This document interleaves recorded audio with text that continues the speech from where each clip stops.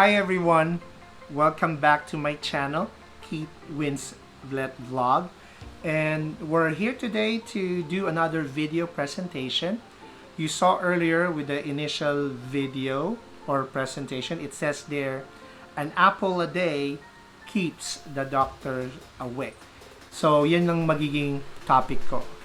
And as you can see, the initial clip, it speaks about Apple devices or Apple products.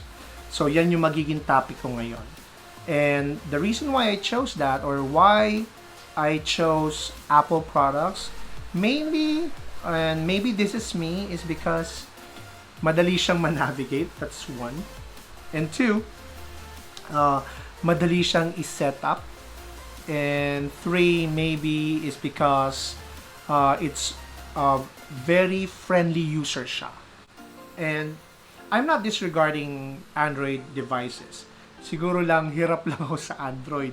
Kasi sabi nga raw nila, Android devices, whether it's a mobile phone or a tablet, masyadong high-tech or very techy.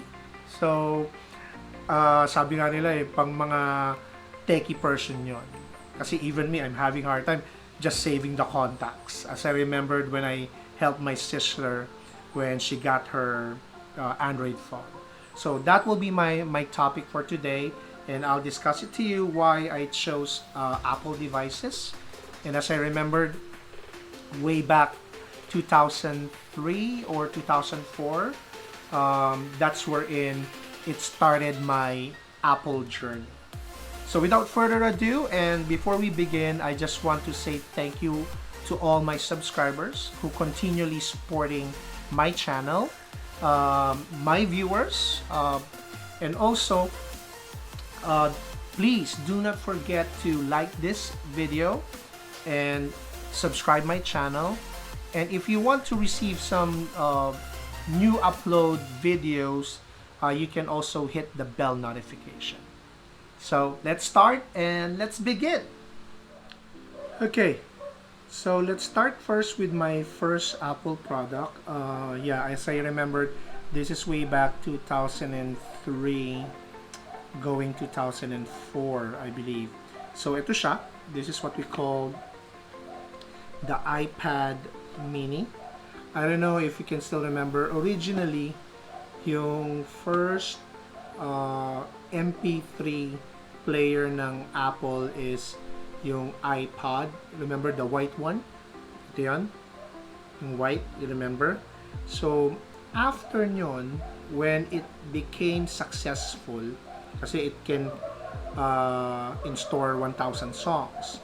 So, nag-create siya ng second generation. So, ito yung iPad mini. Very colorful siya. Ito yung tinatawag na mint green, I believe. Oh, apple green. They call it apple green during that time. So, ito yung first product ko. So, here, as you can see, siya. So, ito yung ginagamit ko dati for, as I remembered, in 2014. And it can in-store almost, 1,000 songs as well. Actually, more than that. Kasi, the music or the memory of this is 4 gigabytes. And during the time, 4 gigabytes is very big storage memory na siya for music. So, pero during the time, napakahirap kasi before you put some music on the device, kailangan mo munang isalpak sa computer, and all your music should be coming from the computer, and then you will use a USB device during that time. Tapos automatic, once you insert it here, it will install and it will sync. So, nung panahon na yon, talagang boom siya and napakaganda. Kaya lang ang naging challenges noon yon during that time, yung mga Power Mac, very rare pa. Ang I remember, ang Power Mac lang is sa Makati, tas maliit lang yung store niya. I remember when I encounter, biglang naglo-lowbat siya. Sabi ko, what's going on? Mali ko pala noon is para siyang, kumbaga sa Nokia, remember? Nokia. Ang style ng Nokia is kailangan mo i-totally drain yung battery. Pero Apple product is totally different. So if you, let's say, charge it 100%, once na-reach mo yung 20%, dapat pala i-charge mo na. Ang mali ko noon, I'm draining it. So ito yon. This is my first ever Apple product, which is the iPod mini. At during that time, ang ginagamit mo pa yung parang clock ticker. So, ginagano-gano mo siya, counterclockwise, clockwise, to increase or decrease the volume.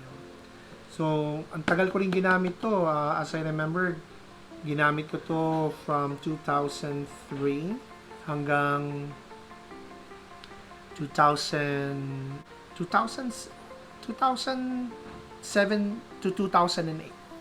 So, there you have it. So, ito yung first Apple product I have, which is the iPod mini. Next is my next Apple product is the iPhone 4. Technically, I bought this 2011 na. So, yung nilaunch yung Apple, remember, yung iPhone first generation, yung 2007. That's the first gen. Tapos, sumulpot yung iPhone 2 or 3G. And then, on the, next is Apple iPhone 3GS. So, during that time, talagang sabi ko, wow, ano to, nag-launch na ng phone ang Apple. Initially, it's being scrutinized or questioned na parang, mag-work kaya yan? At pinagtatawanan pa kasi they call it iPhone. Then, eventually, after the first 3 generation ng iPhone, doon na sumulpot yung iPhone 4, which is this one. Actually, I bought this in Singapore. And during the time, actually, ang binili ko dalawa. Yung iPhone 4 din siya, black, and this one is white. Actually, ito yung sa wife ko. Yung black ko, wala na. Binenta ko na siya. So, but then again, during the time, I bought 2, and that is the first ever iPhone device naman. So, imagine from MP3 music device, I bought a mobile phone for Apple. So, during that time, elib na elib ako kasi why? That's the first time inintroduce after the 4th iPhone sa Apple yung tinatawag na video calling. Doon na-create na yung tinatawag na yung pinaka-famous sa Apple, which is FaceTime. And I remember when I saw their commercial dun sa Apple website na yung matanda, lolo na siya, and he said, "Can you show it to me, your son?" So, apo niya yun. And that's the first time I was so amazed na sabi ko, I want to get this product para at least naman, when I was in Singapore, I can connect with my wife. So, yun yan. So, this is the Apple iPhone 4. And during that time, talagang tuwan-tuwa rin ako kasi imagine, sabi ko, wow, for the first time, iPhone 4, or nagkaroon ako ng iPhone device, which is mobile phone. Next, if there's an iPhone 4, but this time, ito regalo to actually sa mga kids ko. So, regalo sa kanila ng uncle nila, their Tito Ronnie, and as a gift, that's the first time na binigyan sila ng Apple devices. This is what we call the iPhone 4S. So binigay din, it's a white color. So ito siya, white color din siya. And siguro this is the era wherein inintroduce na si Siri. So ito 'yon. So, this is the iPhone 4S. Konti lang naman yung difference na between the iPhone 4 and the iPhone 4S.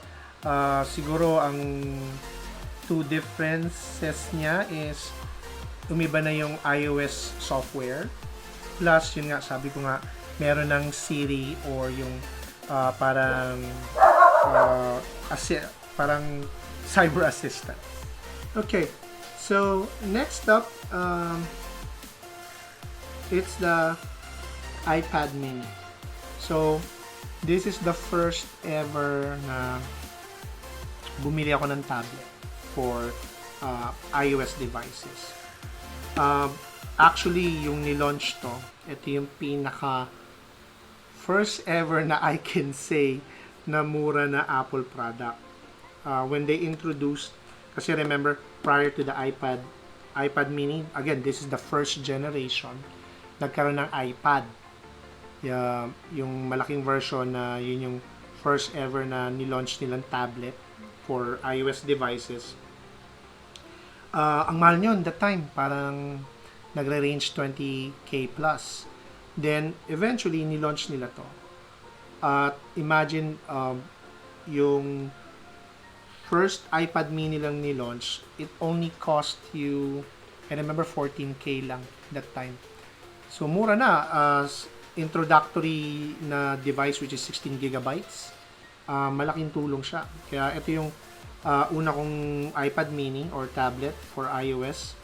At I gave this to my wife as a anniversary gift namin. / birthday gift na rin. Tapos sinamahan ko during that time ng Apple AirPod. So at least, diba, while she's using the tablet, she can listen to or watching movies, listening to music. So ito yung first product na tablet na pinurchase namin. So very very helpful. Until now, it's still working. Let me open it for you. At dito rin yung na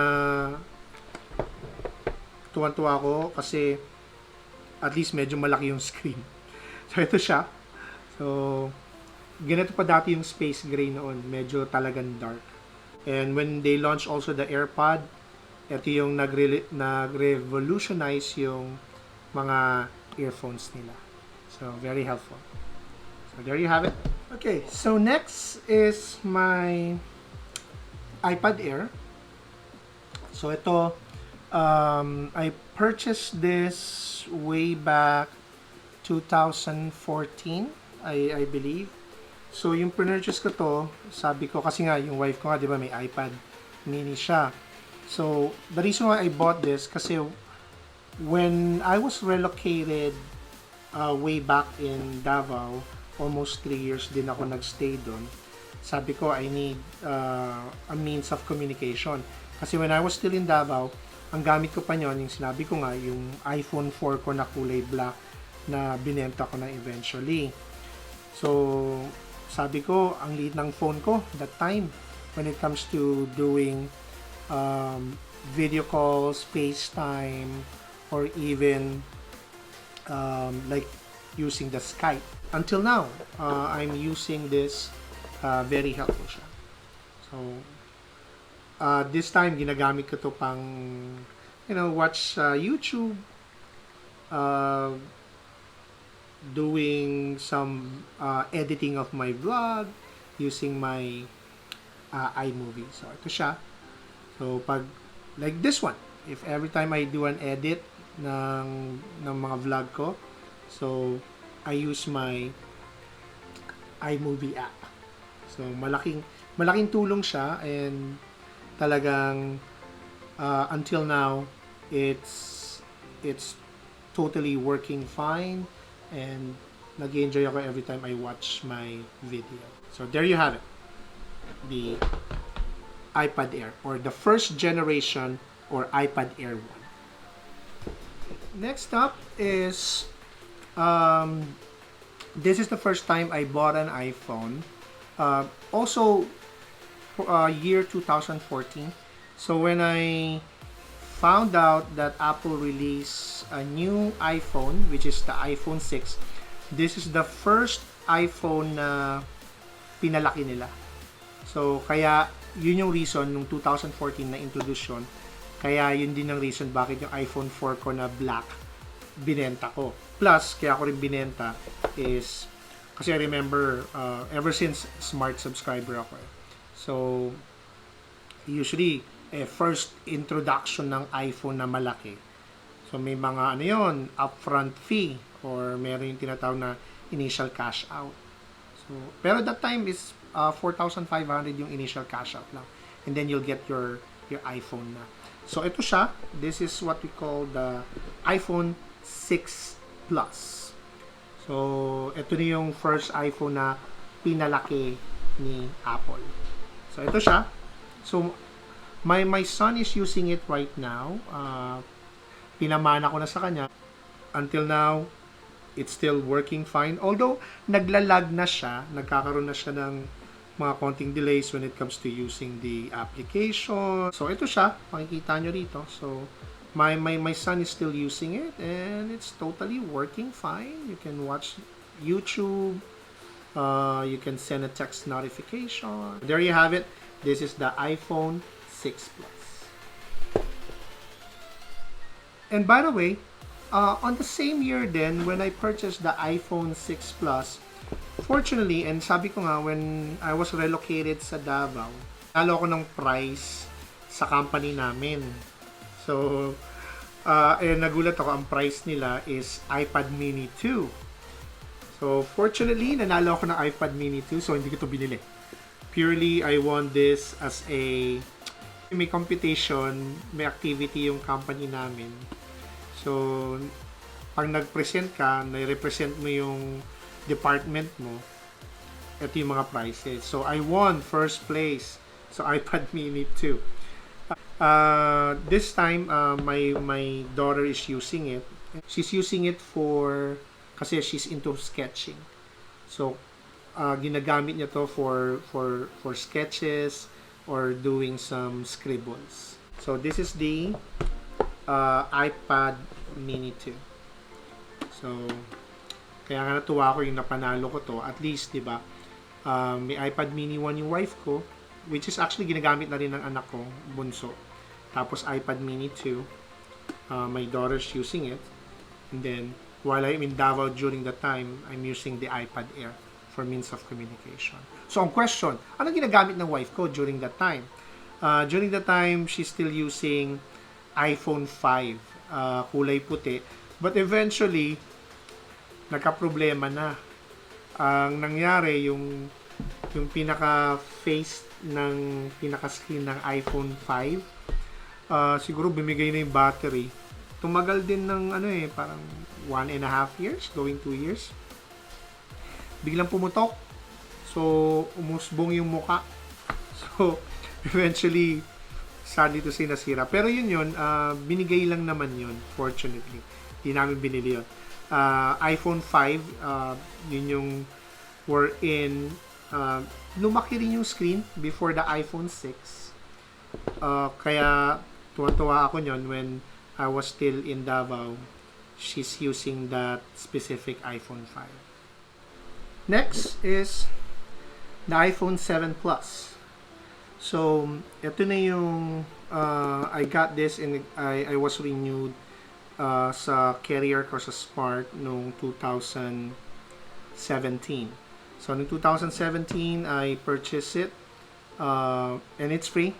No upfront, no initial cash out. So, ito siya, yung matte black. So, ito yung ginagamit ng wife ko. So, totally, dito naman, Apple changed the camera. Naging 2 lenses camera siya. So, ito yon, matte black. And currently, my wife is using this. So, actually, ang gusto niya is yung rose gold. Kaya lang, palaging out of stock. We decided to go on matte black na lang. Kasi nga, my wife needs a new phone na dahil nga bumigay na yung iPhone 5. So, ito yon. So, until now, she's using it. And this time around, this is 32 gigabytes. There you have it. This is the iPhone 7 Plus, 32 gigabytes. Okay, before I introduce my last device, this is technically an accessory. this is what we call the lightning to digital AV. So, ito yon. I'm using this for watching videos, watching YouTube sa big screen TV. So, kino-convert niya, let's say, you inserted it sa isang, let's say, sa iPad Air. So, pag in-insert mo rito, kukonekta mo lang sa USB port, sa HDMI, and then, meron siyang charging port din, para while using it, nagcha-charge, tsaka na-view siya sa big screen ng TV. The last device I purchased, like I mentioned this year, is what we call the iPhone XS Max. So, this time around, nag-route na ako. If you will notice, most of my devices, kung hindi white color, silver, and mostly space gray. So, ang ginawa ko ngayon is I purchased, first time ever, gold. So, this time, it's a 64 gigabytes. So, this is my latest purchase sa subscription ko. So, nag-renew ako recently. You can check my first ever vlog wherein nag-unboxing and nag-review ako nito. So, I'll show you or send you the link below. And you will see it in the description. So, there you have it. This is the iPhone XS Max 64 gigabytes. So, there you have it. Yun yung iPhone XS Max. Ito yung pinaka-latest binili kong, or actually, pinurchase ko through subscription sa Smart. So, you hope you enjoy the video, and pero, hindi lang naman yun ang looking forward ko, and maybe, who knows, next time naman, ang gusto kong magkaroon ng Apple product para rin sa mga anak ko, yung eto, iMac. Who knows, iMac Pro. Para sa mga projects, assignments nila, yun naman ang nilulooking forward ko. Sana magkaroon ng budget. At for my personal use, at pang vlog ko rin, is the MacBook Pro. So there you have it. I hope you enjoyed the video, my journey in using the Apple product. And always remember, eat, vlog, sleep, repeat. Thank you very much, and thank you for watching. Bye.